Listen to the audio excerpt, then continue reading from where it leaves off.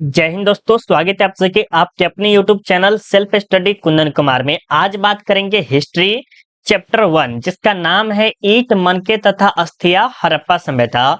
और यह चैप्टर आपके बोर्ड एग्जाम के लिए बहुत ही ज्यादा इंपॉर्टेंट है, क्योंकि इस चैप्टर से आपके बोर्ड एग्जाम में कम से कम 8 नंबर से लेकर 15-17 नंबर के आसपास आपके बोर्ड एग्जाम में पूछा जाता है। यह सिर्फ एक साल ही नहीं पूछा जाता है, बल्कि हर एक साल 10 नंबर, 8 नंबर, 15 नंबर पूछा जाता है तो जाता है।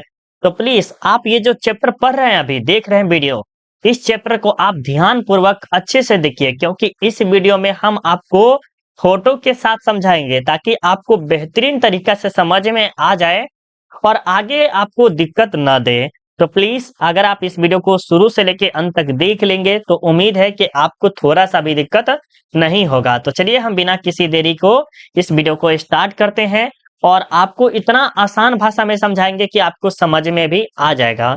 अगर आपके पास ईयरफोन है तो आप ईयरफोन लगा लीजिए ताकि आपकी बाहरी आवाज थोड़ा सा भी आपको सुनाई न दे और आपको अच्छा से अच्छा सुनाई यहाँ का बात दे। ठीक है, तो चलिए हम यहाँ से स्टार्ट करते हैं। और आज का जो है सब्जेक्ट है वो हिस्ट्री है, क्लास 12 के बच्चों के लिए है, जिसमें आपका चैप्टर 1 है जिसका नाम है ईंट मनके तथा अस्थिया हड़प्पा सभ्यता। और ये पूरा के पूरा फुल एक्सप्लेनेशन, चैप्टर का फुल एक्सप्लेनेशन विथ नोट्स कराएंगे और ये सारा का सारा आपको एनसीईआरटी बुक पे आधारित है। अगर आप इस वीडियो को देख लेते हैं और फिर एनसीईआरटी बुक अगर आप पढ़िएगा तब आपको समझ में आएगा कि ओ यहाँ पर ये छोटा पॉइंट होगा, ओ ये छोटा पॉइंट होगा, तब आपको अच्छे से अच्छे समझ में आएगा एनसीईआरटी का बुक। तो चलिए हम बिना किसी देरी का स्टार्ट करते हैं। अगर आप टेलीग्राम नहीं ज्वाइन किए हैं तो वीडियो के डिस्क्रिप्शन में लिंक डाल दिए हैं, वहां पर जरूर ज्वाइन कर लीजिएगा तो कर लीजिएगा।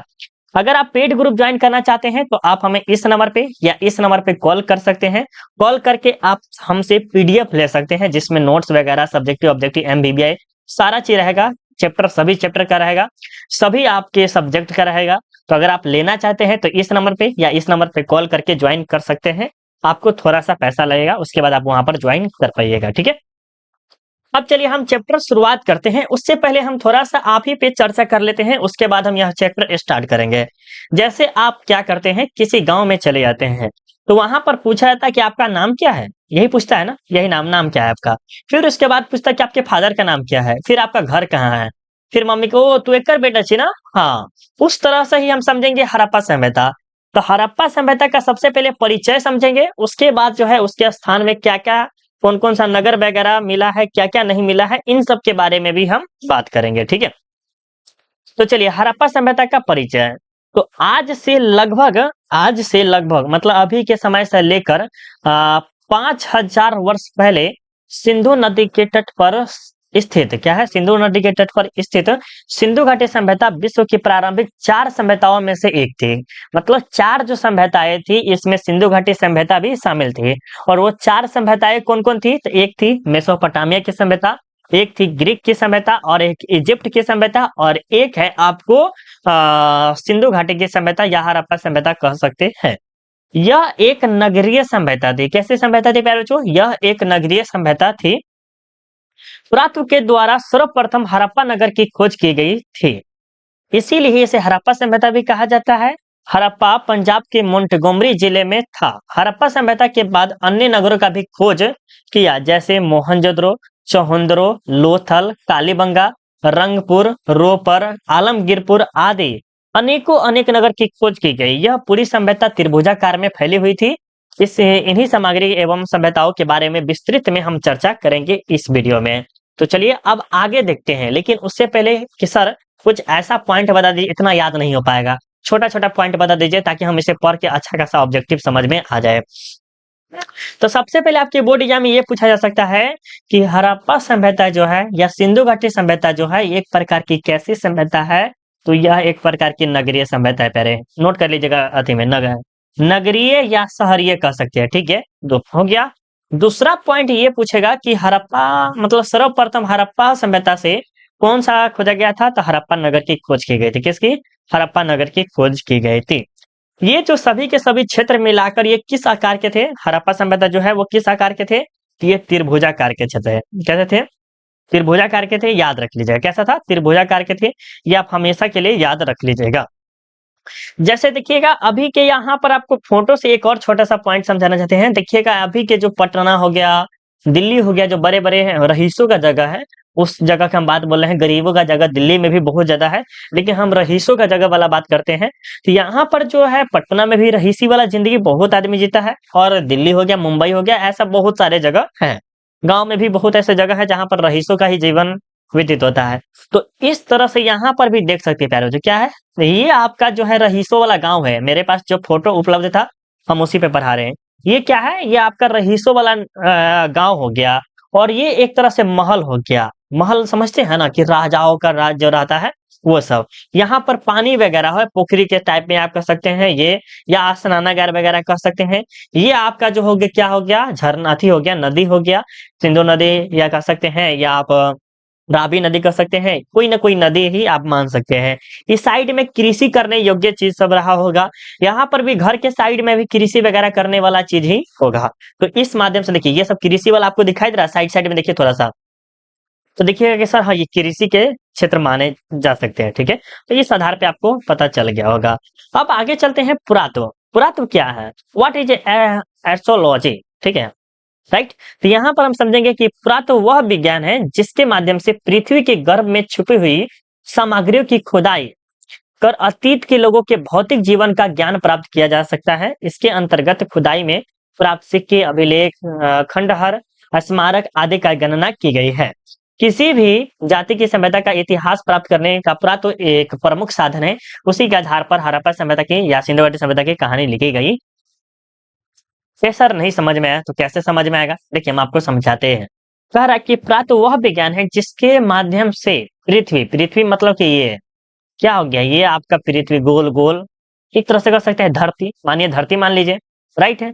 ये हो गया गर्भ, गर्भ मतलब क्या हो गया, ये इसके अंदर, नहीं कहते कि 9 महीने के गर्भवती महिला है, गर्भवती मतलब क्या है, इसके अंदर पेट के अंदर क्या है, एक बाबू है। उसी तरह से कह सकते हैं धरती माँ के अंदर क्या है, छुपी हुई सामग्रियां की खुदाई, मतलब कि छुपी हुई सामग्री, कोई कोई वस्तु होगा, हड्डी होगा, लोटा होगा, चिल्ली होगा, पिल्ली होगा, कोई ना कोई सामान होगा।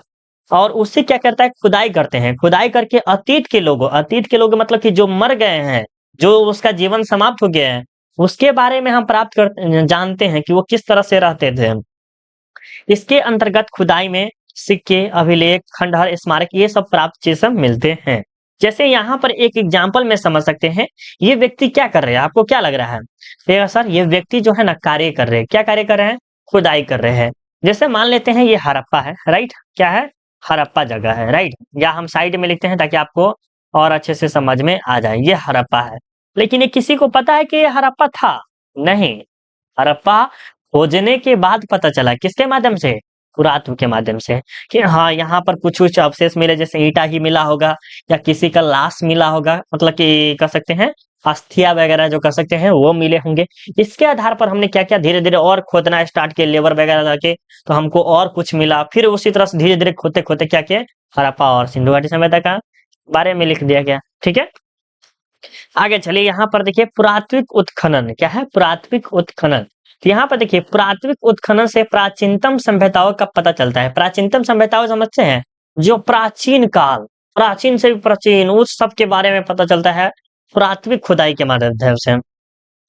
पुरातात्विक वस्तुओं जितनी गहराई पर होती है वह उतनी ही प्राचीन होती है। जैसे एक फॉर एग्जाम्पल में समझिएगा, ये देखिए ये आपका एक चीज है, ठीक है, और ये आप गहराई समझ सकते हैं, क्या है, थोड़ा सा बड़ा बन गया है, थोड़ा सा छोटा बनाने दीजिए ताकि आपको और अच्छे से समझ में आ जाए, ठीक है। ये क्या है प्यारे बच्चों, गहराई है, क्या है, गहराई। ये पहला गहराई है, ये दूसरा गहराई, सॉरी पहला, दूसरा, तीसरा, चौथा, पांचवा भी जा सकते हैं। देखिए आपने पहला गहराई किया, मतलब कि बहुत ही पीछे का होगा, मतलब बहुत कम दिन का होगा। फिर दूसरा गहराई किए, अब बहुत ही कम दिन का होगा। फिर तीसरा गहराई उससे भी ज्यादा दिन का होगा, चौथा उससे भी ज्यादा, पांचवा उससे भी ज्यादा। मतलब कि आप जितना गहराई में जा रहे हैं उतना ही प्राचीन सभ्यताओं को क्या कर रहे हैं, उजागर कर रहे हैं, मतलब आप प्रकाशित कर रहे हैं, एक तरह से कह सकते हैं, ठीक है। ये तो समझ में आ गया ना कि क्या होता है प्राचीनतम सभ्यताएं या क्या नहीं होते हैं, ये आपको समझ में आ गया होगा। आगे चलते हैं। इसे सबसे पहले पीट रिवर्स महोदय ने प्राथमिक स्थिरीकरण के वैज्ञानिक अध्ययन की नींव मिस्र, इजिप्ट में डाले थे। इजिप्ट बहुत ही अच्छा खासा जगह है, वहां पर पहाड़ों को पहाड़ एकदम, और जाके देखिएगा फोटो में भी तो अच्छा लगेगा आपको। 15 जनवरी 1784 ईस्वी को विलियम जोन्स ने कोलकाता में एशियाटिक सोसाइटी की स्थापना की। क्या कहती? 15 जनवरी 1784 को विलियम जोन्स ने कोलकाता में एशियाटिक सोसाइटी की स्थापना की। यहीं से भारत का इतिहास जानने हेतु पुरातात्विक अन्वेषण का आरंभ किया गया था। मतलब कि भारत के इतिहास के, भारत में क्या क्या छुपा है, क्या क्या नहीं है, यहाँ पर कौन कौन सी सभ्यताएं जो डूब गई है, मर गई है, खत्म हो गया, उनके बारे में जो जानने का एक स्रोत क्या है? पुरातात्विक उत्खनन। 1861 ईस्वी में भारत में पुरातत्व विभाग की स्थापना हुई। क्या हुई? भारत में 1861 में हुई थी और कनिंघम महोदय को इसका डायरेक्टर नियुक्त किया गया। फिर बाद में 1902 में सर जॉन मार्शल को डायरेक्टर नियुक्त किया। सर जॉन मार्शल के बारे में आगे जानिएगा, बहुत ही बेहतरीन व्यक्ति थे। ठीक है, इन्हीं के समय राय बहादुर दयाराम साहनी और राखालदास बनर्जी ने हड़प्पा और मोहनजोदड़ो का उत्खनन करवाया। चलिए हम बताते हैं यहाँ पर क्या होता है। आपने देखा होगा हाल फिलहाल में, गांव में ज्यादा खासकर तो नहीं देखने को मिलेगा, लेकिन शहर टाउन में आपको देखने को मिलेगा। जैसे यहाँ पर एक मुखिया हो गया, हम मुखिया के तौर पे ही मान लेते हैं।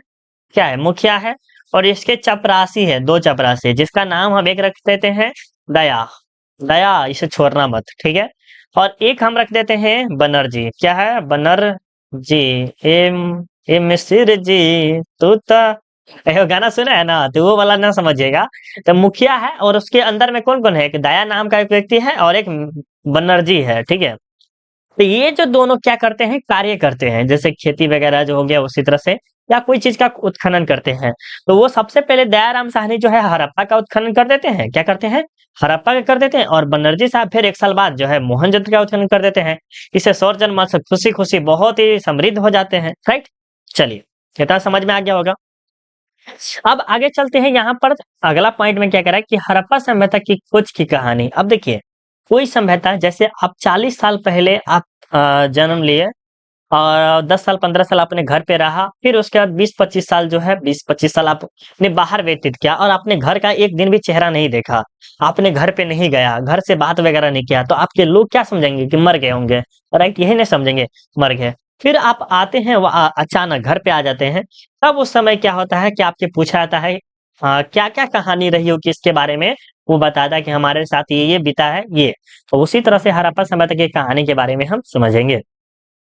सर्वप्रथम हड़प्पा सभ्यता की खोज 1826 ईस्वी में चार्ल्स मेसन द्वारा किया गया था। देखिए, हम कहानी के माध्यम से इसलिए समझाते हैं ताकि आपको अच्छा से समझ में आए। ऐसा नहीं कि हम जो दिया हुआ है वो समझा देंगे, तब तो बहुत कम देर में समझा देंगे, तो वो मजा नहीं आएगा। पता ना, जो मजा है कहानी के साथ पढ़ाने में, वो मजा ऐसे नहीं है। राइट, तो चलिए, हड़प्पा सभ्यता की खोज सर्वप्रथम कब की गई थी? तो 1826 में। किसके द्वारा? तो चार्ल्स मेसन के द्वारा किया गया था।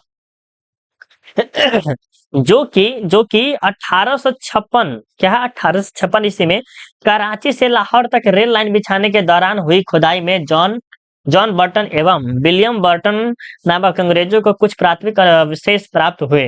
1873 में जनरल कनिंघम को भी कुछ हड़प्पाई वस्तुएं प्राप्त हुई। 1912 ईस्वी में एफ महोदय ने यहाँ प्राप्त वस्तुओं के आधार पर एक लेख लिखा। कनिंघम एवं फ्लीट हड़प्पा सभ्यता की खोज करने में असमर्थ रहे। क्या रहे? असमर्थ। और आगे चलते हैं थोड़ा देर बाद में, पहले छोटा सा पॉइंट समझ लेते हैं, उसके बाद बढ़ेंगे। देखिए, ये रेल लाइन है। क्या है? रेल लाइन है, और एक है कराची और एक है लाहौर। यहाँ से रेल लाइन बिछाया जा रहा था। क्या कह रहा था? रेल लाइन बिछाया जा रहा था कि अचानक उनको जो है ईंटें मिलने लगी। ईंटें हो गया, पत्थर वगैरह जो बड़ा बड़ा होता है, बड़ा बड़ा ईंटें था। तो ये जो थे, जो जो आप देखे हैं, विलियम ब्रटन हो गया, जो ये सब खोजे, उसको लगा ये मामूली चीज होगा, उसको छोड़ दिया, अनदेखा कर दिया। नहीं होता है कि कोई चीज मिल जाता है तो उसे अनदेखा कर देते हैं। जे.एफ. महोदय ने भी क्या किया? अनदेखा कर दिया। तो वो सब क्या है? हड़प्पा सभ्यता या कनिंघम हो गया, फ्लीट हो गया, ये सब असमर्थ है किसका? हड़प्पा सभ्यता के खोजने में। ठीक है, आगे लेकिन क्या होता है? आगे जो होता है, सर जॉन मार्शल की अध्यक्षता में हड़प्पा सभ्यता की खोज 1921 में राय बहादुर दयाराम साहनी के द्वारा किया गया था।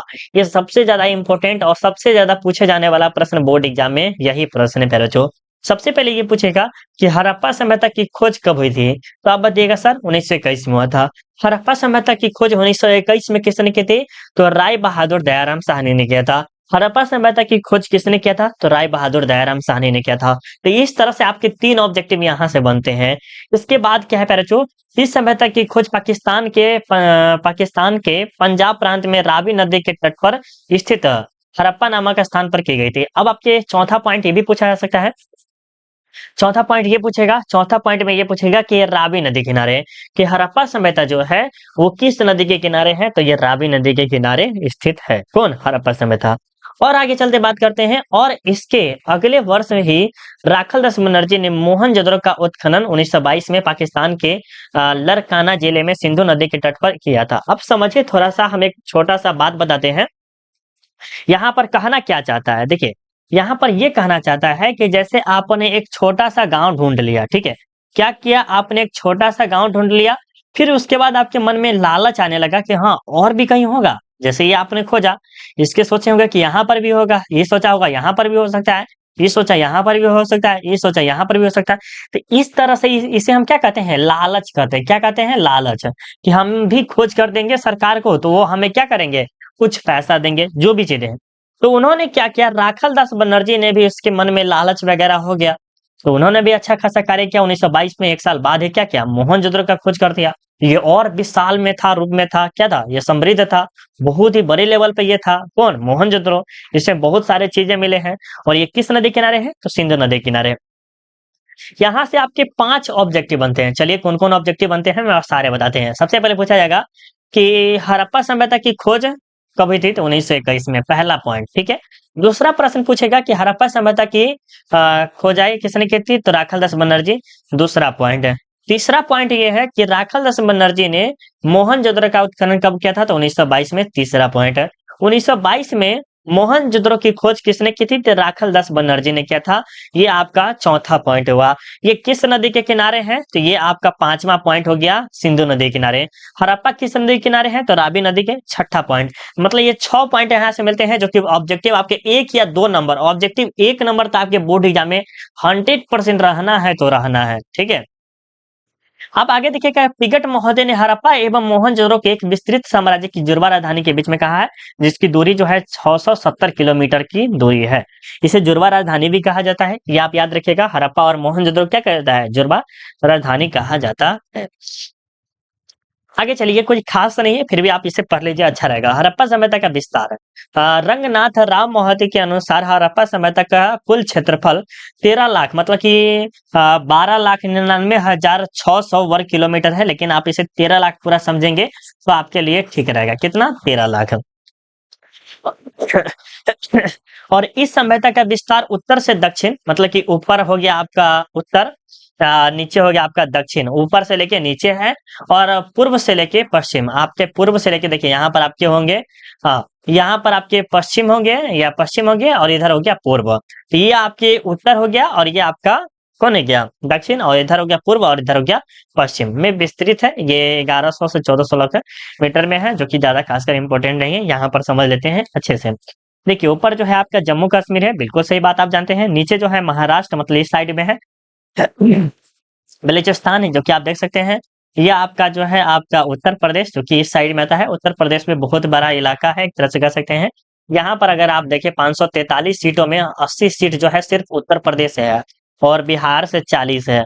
बहुत ज्यादा, अगर 2 सीट मतलब अगर आप मिल जाता है किसी भी पार्टी को उत्तर प्रदेश और बिहार से, तो बहुत ज्यादा संभावना है कि वो जीत जाएगा, ज्यादा खासकर अगर देखा जाए जो प्राइम मिनिस्टर कहते हैं उससे, ठीक है। चलिए आगे चलते हैं। यहाँ पर एक पॉइंट थोड़ा सा और ज्यादा इंपॉर्टेंट है कि हड़प्पा सभ्यता का काल, पीरियड ऑफ हड़प्पा सिविलाइजेशन, ये थोड़ा सा वीवीआई होता है, लेकिन पूछा भी नहीं गया है कभी, तो कह सकते हैं।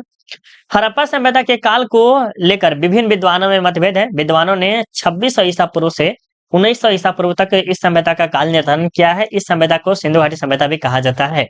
बहुत बच्चे को कंफ्यूज होगा कि सर 2600 पहले है और 1900 बाद में है, कौन सा लफड़ा है? तो बाबू पहले समझो, पहले बताते हैं, उसके बाद आप कहिएगा कि सर ना सही बोल रहे थे आप। देखिए ये होता है बीसी, ठीक है, और एक होता है एडी।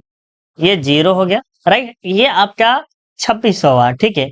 ये इस प्रकार से डेट पढ़ते, जैसे 26 हो गया, 2500 हो गया, फिर आपके 2400 हो गया, इस तरह से 2500, 2000, जब 0 आएगा तो फिर 1 साल 2 साल, जैसे 2024 अब चला, तो इस तरह से चलता रहता है। इसके बारे में थोड़ा सा बाद में और डिटेल में बात करेंगे कभी दूसरे वीडियो में। नेक्स्ट वीडियो में होगा, टाइम बचेगा तो उसमें हम करा देंगे, ठीक है। चलिए आगे आपका जो है अगला पॉइंट क्या है, कार्बन 14 विधि। क्या है कार्बन 14 विधि? तिथि निर्धारण की वैज्ञानिक विधि को कार्बन 14 विधि कहा जाता है। इस विधि की खोज क्या है, इस विधि की खोज अमेरिका के प्रख्यात रसायन शास्त्री BF लिविदेव द्वारा सन 1946 में किया गया था। सबसे पहले आपके बोर्ड एग्जाम में ये पूछेगा कि कार्बन 14 विधि की खोज किसने की थी। कार्बन 14 विधि की खोज किसने की थी? तो आप बताइएगा BF लिविदेव। कौन है? BF Levi. कौन है? BF लिविदेव भी बोल सकते हैं, कोई दिक्कत नहीं है। कब किए थे? तो 1946 में किए थे। कहाँ किए थे? तो ये अमेरिका के बहुत ही अच्छे खासे व्यक्ति थे, एक तरह से कह सकते हैं। इस विधि के अनुसार किसी भी जीवित वस्तु में कार्बन 12 एवं कार्बन 14 समान मात्रा में पाया जाता है। ये आपके बोर्ड एग्जाम के लिए MVVI है बाबू, याद रखिएगा। ये समझिएगा कि फ्लॉप वीडियो नहीं है, बहुत MVVI ये प्रश्न है, ठीक है। मृत्यु अथवा विनाश की अवस्था में कार्बन 12 एवं कार्बन 14 निरंतर क्षय होने लगता है। जिस पदार्थ में कार्बन 14 की मात्रा जितनी कम होती है वह उतना ही प्राचीनतम लिपस्टिक माना जाता है। पदार्थ में कार्बन 14 के क्षय की प्रक्रिया को रेडियोधर्मिता कहा जाता है। देखिए ये सब्जेक्टिव के लिए बहुत ही ज्यादा इंपॉर्टेंट है, लेकिन ऑब्जेक्टिव के लिए मात्र दो ही चीज इंपॉर्टेंट है। क्या है? सब्जेक्टिव के लिए तो MVVI है। क्या है? MVVI है। सबसे पूछेगा कि कार्बन 14 विधि की खोज किसने की थी? BF Levi. कब? 1946 में। कार्बन 14 विधि को क्या कहता है? तो रेडियोधर्मिता, ये खासकर और भी है, ठीक है।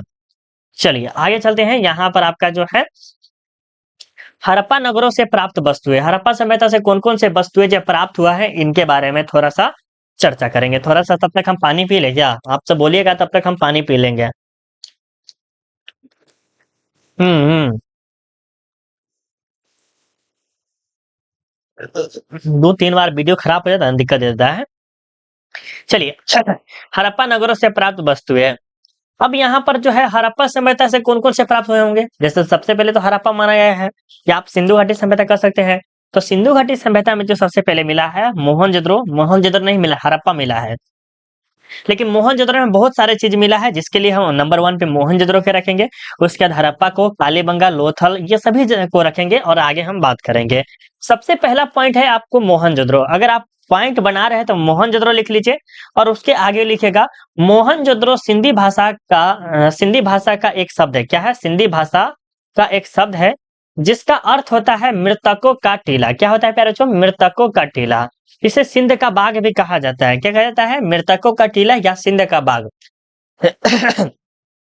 आपके बोर्ड एग्जाम में ये पूछा जाएगा, ये पूछा गया है और पूछा भी जाएगा, ठीक है। क्या पूछेगा समझिए कि मोहनजोदड़ो का अर्थ क्या होता है। मोहनजोदड़ो का अर्थ क्या होता है? तो मृतकों का टीला। क्या कहा जाता है? मृतकों का टीला, या इसे सिंध का बाग भी कहा जाता है। मृतकों का टीला या सिंध का बाग भी कहा जाता है। मोहनजोदड़ो के आसपास की भूमि बहुत ही उपजाऊ थी, मतलब कि यहाँ के क्षेत्र की जितनी भी भूमि थी वो बहुत ही उपजाऊ थी, जिसके कारण वहां पर रहने वाले लोग उत्पादन बहुत ज्यादा अच्छे से करते थे। मोहनजोदड़ो में अनेक वस्तुएं मिली है, जैसे 1398 में मोहरे, पुजारी का सिर, मोम के सांचे, कांस्य के नृत्य के सभागार समझते हैं, जहाँ सभा वगैरह होता है। आप आज भी गांव में देखिए तो होता रहता है कि पंचायती चलिए हो, ठीक है। सीप हो गया, सीप का पैमान हो गया, सूती कपड़े के अवशेष हो गया, पानी का जहाज हो गया, हाथी का कपाल हो गया, शिलाजीत हो गया, शिलाजीत गाड़ी के पहिए, मेसोपोटामिया की मोहरे, मतलब मेसोपोटामिया जो कि आप सभ्यता के बारे में हम समझाए थे। दाढ़ी व नाले वाले मनुष्य की प्रतिमा, मतलब कि कह सकते आईना थे। हाथी की दांत की तराजू था। पशुपति की मुद्रा आदि वस्तुएं प्राप्त हुई है यहाँ से, ठीक है, मोहनजोदड़ो से। ये जो आपको व्यक्ति दिखाई दे रहा है, एक राजा थे। कौन राजा थे? पुरोहित राजा थे। कौन थे? ये पुरोहित राजा है। जिस तरह से आज के समय में पीएम हुई है हो, वैसे आगे CM हुई है। तो इस तरह से भी राजा महाराजा जो हुआ करते थे यही है। और ये आपके कुछ कुछ मोहरे हैं जिसे आप पहचान पाते हैं तो खुशी की बात है, नहीं पहचान पाते तो कोई दिक्कत की बात नहीं है, और रोना नहीं है, ठीक है। चलिए आगे चलते हैं ये सर क्या क्या बोल देते, कभी कभी अच्छा लगता है, एंटरटेनमेंट। चलिए दूसरा पॉइंट क्या है? हड़प्पा। हड़प्पा में भी बहुत सारे चीजें मिले हैं, लेकिन जितना मोहनजोदड़ो मिला है उतना हड़प्पा में नहीं मिला है। तो सबसे पहले देखिए हड़प्पा सभ्यता से स्त्रियों की लघु मृत्यु मतलब कि लघु मतलब कि बहुत ही समय के बाद मरने वाली मरती है। इस तरह क्या कर सकते हैं, कुछ और भी आप अंदाजा लगा सकते हैं। ठीक है, स्त्री की मूर्ति जिसके गर्भ से पौधा निकलता हुआ दिखता है। ये आपके बोर्ड एग्जाम में पूछा गया शायद, या मेरे ऑब्जेक्टिव जब पढ़ाएंगे तो उस समय ये प्रश्न आएगा कि स्त्री की मूर्ति क्या है। स्त्री की मूर्ति जिसके गर्भ से क्या है, गर्भ से पौधा निकलता हुआ दिखता है, वो किस स्थान से? तो ये आप बोलेगा कि हड़प्पा के स्थान से। पत्थर के शोषण या योनि, योनि जो आप क्लास 10th में पढ़े होंगे, बहुत बच्चे का नहीं पता है, तो क्लास 10th में पढ़े होंगे तो जरूर याद होगा, नहीं याद है तो छोड़ दीजिए, कोई जरूरी नहीं है। ठोस पहिए वाली गाड़ी, ठोस पहिए वाली गाड़ी जो होता है मजबूत मजबूत, वो प्रासा प्रासाधान, मंजूसा, RH-37 कब्रिस्तान, लकड़ी का हल, लेख युक्त बर्तन मतलब लिखे हैं जैसे हो सकते हैं, मुखौटे, मुखौटे तो आप बहुत भली भांति आप जानते होंगे, जैसे आप लगा के सेहरा नहीं कहता है, आया मेरा दूल्हा, एक तरह से जो सेहरा होता है ना, उस तरह से मुखौटा बोल सकते हैं। शंख का बैल, तांबे की मोहरे, जौ गेहूं भूसी, मटर तिल, खेती के प्रमाण एवं खरगोश के चित्र वाली मुद्रा मिली है। ये सब सारे के सारे चित्र कहाँ से मिले? मोहन हड़प्पा से मिले हैं। जैसे आपने यहाँ पर एक और चीज देखा है, ठोस पहिए वाली गाड़ी बहुत ही ठोस होया करती थी। ठीक है, मुखौटे के तौर पे आप ले सकते हैं। ये जो आप यहाँ पर तो आपको सिंह दिखाई दे रहा होगा, लेकिन हम इसे मुखौटा नहीं मान सकते हैं। ठीक है, छोड़िए उसको, आगे चलते हैं। अब यहाँ पर जो है आपके जो है अगला पॉइंट में कि चहुंद्रो, चहुंद्रो में क्या है? चहुंद्रो से मनके बनाने का कारखाना, अलंकृत हाथी, सावान, पीतल की बत्तख, लिपस्टिक, तराजू, बैलगाड़ी आदि मिले हैं। यह मोहनजोदड़ो से 128 किलोमीटर दूर स्थित है। अब देखिए यहाँ का राजा कैसा थे, इतना राजा स्वभाव मतलब कि रोमांटिक थे राजा। आज के समय में तो बहुत कम वो है, वो भी नहीं है, ऐसा नहीं है। सोचिए कि लिपस्टिक आपको देखने को मिल रहा है, जो लड़की जो लिपस्टिक लगाती है, लगा के होठल लाली, लिपस्टिक कर सकते हैं, होठल लाली भी कर सकते हैं, लिपस्टिक ज्यादा बेस्ट रहेगा बोलने में। तो ये जो है उस समय में भी था। अब सोचिए कितनी अच्छी बात है या कितनी बुरी बात है। ठीक है, आगे चलते हैं। यहाँ बैलगाड़ी आप देखेंगे तराजू जैसा है भाई, तराजू एवं बैलगाड़ी। यहाँ पर देखिएगा आज के समय में आपको देखने को नहीं मिलेगा, लेकिन 20 साल पहले की बात हम बताते हैं, या 15 साल पहले ही बात देखिएगा, तो आगे दो बैल हुआ करते थे। क्या करते हैं? दो बैल, और उसके आगे एक पहिया ऐसा ही रहता था, और एक इधर से और एक इधर से बांध देता था बढ़िया से।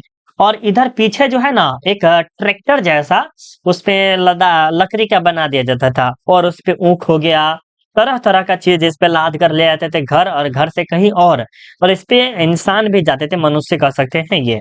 ये संभवतः क्या एक तरह से बैलगाड़ी ही है। ठीक है, आगे चलते हैं लोथल। अब थोड़ा सा और बचा है, उसके बाद थोड़ा सा नेक्स्ट पार्ट में पढ़ा देंगे। लोथल क्या है? यहाँ से फारस की मोहरे, धान व बाजरे की खेती के प्रमाण, आटा पीसने वाली चक्की, हाथी के दांत का पैमाना, मनकों का कारखाना, कुत्ते की मूर्ति, बकरी की हड्डियां, 3 युगल समाधान एवं गोदिया। मतलब बंदरगाह जो है कहाँ से मिले हैं? लोथल से ही मिले हैं। आपको पूछा जाएगा आपके बोर्ड एग्जाम में, बोर्ड एग्जाम में बहुत बार पूछा भी जाता है कि बंदरगाह स्थित है तो लोथल में। कहाँ है? बंदरगाह स्थित है तो लोथल में। आपको ये भी पूछा जाएगा कि आटा पीसने वाला चक्की है तो ये कहाँ पर है? यहाँ पर लोथल में ही है। देखिए थोड़ा सा आपको देखने में लग रहा होगा, जैसे हम फॉर एग्जाम्पल हम पहले के जमाने की बात करते हैं, तो पहले के जमाने में क्या होता था, एक गोला होता था, इसके अंदर एक छेद होता था। ठीक है, मतलब कर सकते हैं थोड़ा सा धान उन रखने के लायक, और एक पीछे जो है भारी भरकम चीज रहता था, नहीं हौला रहता था, सॉरी हौला, हौला आगे यहीं पर भारी भरकम चीज रहता था, ऐसे रहता था ऐसे। और यहाँ पर जब ये नीचे जाता था तो फिर इधर से ऊपर से मतलब कि यहाँ पर लात आता था। ठीक है, लात हो गया, हाथ हो गया, इससे लात धरते थे, हाथ धरते थे, तो फिर ये नीचे चला जाता, क्या करता था? नीचे जाता था। और बहुत ही अच्छा से क्या होता था, कुटाई वगैरह होता था उस समय पुराने जमाने में। अगर आप देखे होंगे तो यस कीजिएगा, नहीं देखे हैं तो नो कहिएगा। चलिए आगे चलते हैं। कालीबंगा, यहाँ से अग्निकुंड, वीवीआई है प्यारे बच्चों, क्या है? अग्निकुंड, बेलनाकार मोहरे, अलंकृत फर्श, तांबे के बैल की मूर्ति, लकड़ी की नाली, क्या है? लकड़ी की नाली है, लकड़ी के, नक्काशीदार ईंटे, मस्तिष्क शोथ की बीमारी वाला कपाल, हल से जुते खेल के साक्ष्य एवं भूकंप के प्राचीनतम प्रमाण। यहाँ पर दो प्रश्न आपके प्रश्न बोर्ड एग्जाम में पूछा जाता है कि अग्निकुंड जैसे ओम नमः शिवाय, मंगलम भगवान विष्णु विष्णु, ये सब बोला जाता है। इस तरह से समझ सकते हैं अग्निकुंड मतलब कि आग के प्राचीन बारे में, इसे यहाँ पर ही कालीबंगा से मिला है। पूछा है कि अग्निकुंड कहाँ से मिला है? तो कालीबंगा से। हल से जोते खेत के साक्ष्य कहाँ से मिले हैं? हल से जोते खेत के साक्ष्य कहाँ से मिले हैं? तो ये भी आपको कालीबंगा से ही मिला है। अब बनावली की बात करें, बनावली से यहाँ से चक्राकार अंगूठिया, नाक, कान के छेदने वाला ना होता है, बाल या मछली पकड़ने वाला कांटा एवं मिट्टी के बने और भी सारे सामग्री के बारे में आपको देखने को मिला है। कहाँ से? बनावली से।